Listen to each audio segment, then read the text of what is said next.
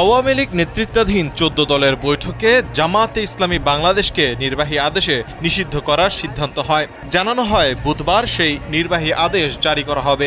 কিন্তু এই সিদ্ধান্তকে বেআইনি ও এখতিয়ার বহির্ভূত বলে প্রতিবাদ জানিয়েছে জামাতের ছাত্র সংগঠন বাংলাদেশ ইসলামী ছাত্র শিবির। মঙ্গলবার সংগঠনটির কেন্দ্রীয় প্রচার সম্পাদক সাদেক আব্দুল্লাহ স্বাক্ষরিত বিবৃতি পাঠানো হয় গণমাধ্যমে।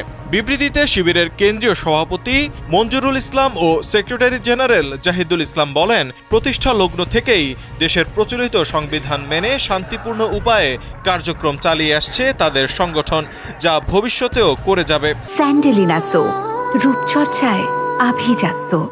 ছাত্র শিবিরকে নিষিদ্ধ করার সিদ্ধান্তকে জাতি বিধ্বংসী ও সংবিধান পরিপন্থী বলেও উল্লেখ করা হয় সেখানে।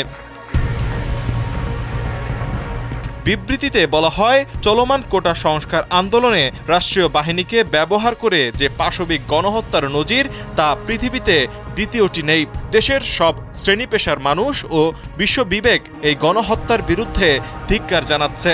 এমন পরিস্থিতিতে জনগণের দৃষ্টি ও প্রেক্ষাপট ভিন্ন দিকে নিতেই সব অপকর্মের জন্য শিবির সহ বিরোধী দলকে দোষারোপ করে যাচ্ছে সরকার।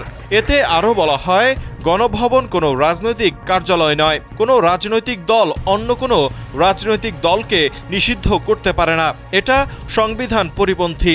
একটি দল আরেকটি রাজনৈতিক দলকে নিষিদ্ধ করার সংস্কৃতি কোনো গণতান্ত্রিক দেশের নিয়ম হতে পারে না। স্পষ্টতই এটা স্বৈরাচারী আচরণের বহিঃপ্রকাশ। এটা একটি গণতান্ত্রিক দেশের জন্য আত্মঘাতী সিদ্ধান্ত। দেশবাসী এই সিদ্ধান্ত মেনে নেবে না বলেও বিবৃতিতে হুঁশিয়ারি দেওয়া হয়।